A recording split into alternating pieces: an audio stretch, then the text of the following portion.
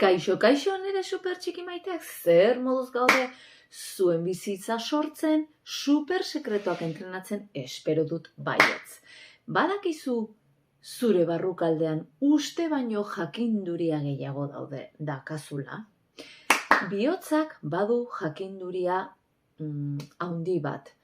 Ipar hegoaldeko indigenek esaten dute bihotza jakinduria gehiago duela garuna baino.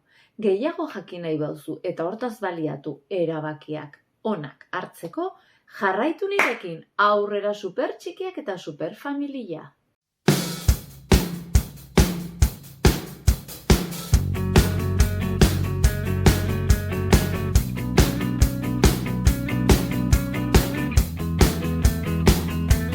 Ezaztu trilogia ederra duzula zure eskura oraintxe bertan nire web orrian eta sekretu hauek semea edo alabari lehenbailen pasatzeko. Zientzia gaur egun bihotza eta garun arteko harreman garrantzitsua eta zuzena onartu du. Intuizioa zer den badakizu? Norbere burua sendatzea zer den badakizu? Hurrengo adibide bitxietan gehiago jakingo duzu. Bihotzaren trasplantea egin den kasuetan fenomeno bitxi bat deskubritu zuten, memoriaren transferentzia. Antza denez, dantzari profesional bati bihotzeko transplantea egin ondoren, inoiz gustatu ez zitzaizkion hainbat janari jateko gogoa sartu zitzaizkion. Aurrerago zer deskubritu zuten?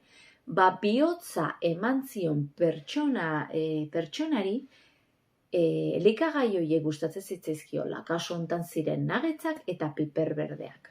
Eta beste pertsona jaten zituen, hau da, organo eman zionak jaten zituen, eta bapatean memoria horren transferentzia eman zen, organoa jaso zuen dantzari profesional honi. Zer iruditzen zaizu?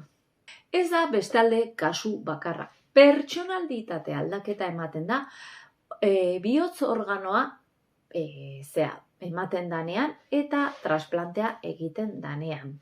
Ze pasatzen da?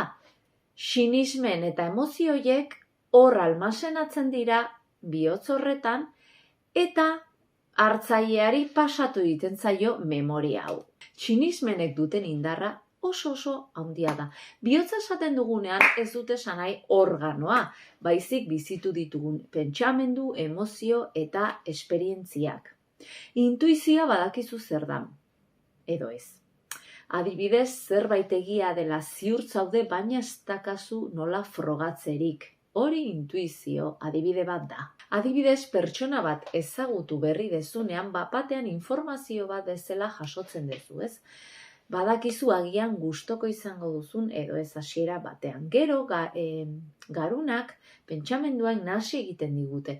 Eta amaieran, seguraski denboratxo bat pasa ostean kontuatzen ga, hasierako inpresioak nahiko asmatu duela. Barrukaldeko ahotsa entzun behar dugu askotan, erabaki hobeak hartzen erakutsiko digu edo lagunduko digu. Ez beldurretik, maitasunetik. Ordea. Gogoratu, aukera guztiak dauden garun horretan, espazio kuantiko horretan dugula informazio guztia. Eta zer egin behar dugu barrukaldearekin konektatzeko? Egunero, begiak itxi,